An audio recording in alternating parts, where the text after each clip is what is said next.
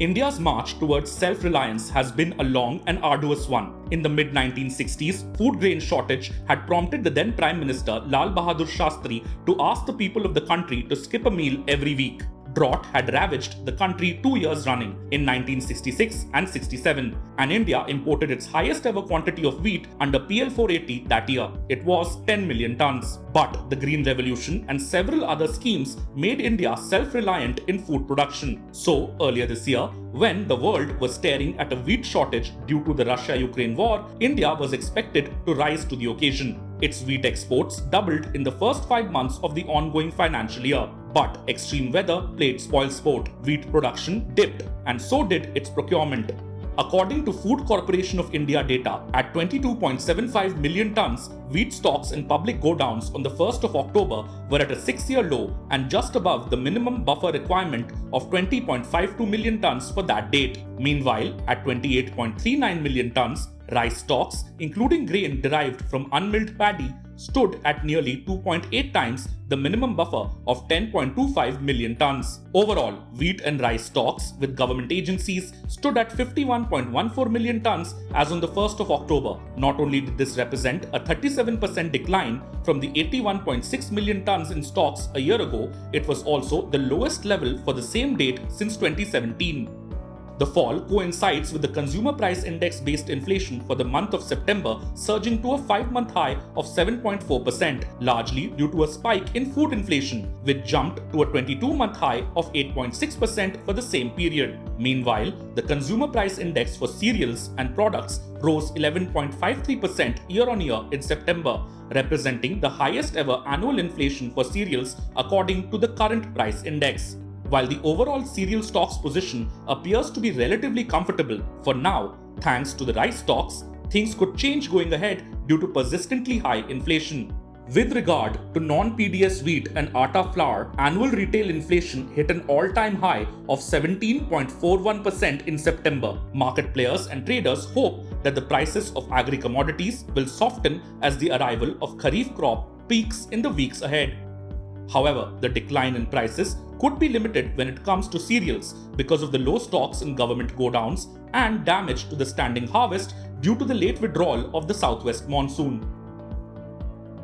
A decline in prices is also improbable because the next wheat crop will hit the markets after mid-March next year. Thus, the declining stocks of the food grain could become a cause for concern. In the open market, wheat prices have largely stayed above the minimum support price or MSP of 2015 rupees per quintal this year. There are two reasons for this. First, there has been a drop in production because of a rise in temperatures during the crucial harvest months of March and April this year. The second one is favorable demand. Meanwhile, the Russian invasion of Ukraine has pushed up global wheat demand, which has caused a price spike in Indian markets. Owing to this sharp jump in prices and a massive drop in procurement, the centre in May imposed a ban on exports. However, that did little to cool prices, and the markets have been trading above the MSP due to the fact that there are no pipeline stocks with flour millers.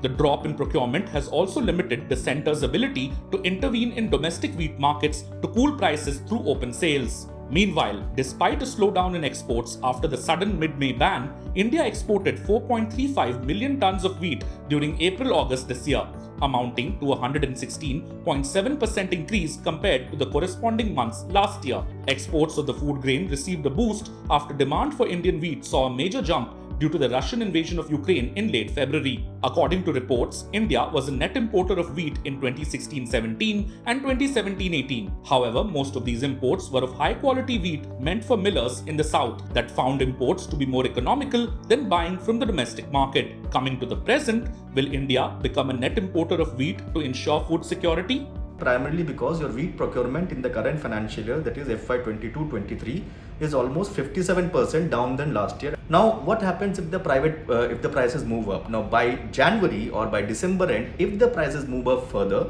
and the inflation does not come under control, government will be forced to import wheat. Now, this wheat, mind it, won't be in the government account. There are two options to it. Either government imports on its own account or let private traders import and then sell the wheat in the market. Now, private traders will only import if the prices are favorable in the international markets compared to what is in the domestic market.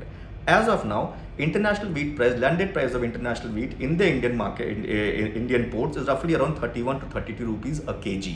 The maximum price in which Indian wheat is selling in southern ports is around 27 to 28 rupees a kg. To become a net importer, India's import of wheat has to be more than the export. So this year, India is expected to export around 4.5 million tons of wheat, which is before the ban was imposed on May 14th. Now, will the import be more than that? Doesn't look like. As of now, the market conditions, the market talk is that the government, if it will lower the import duty, let private traders import wheat, and the maximum wheat that will be imported in the southern ports is roughly around 1 to 1.5 million tons, which will be good enough to cool down the prices for the time being.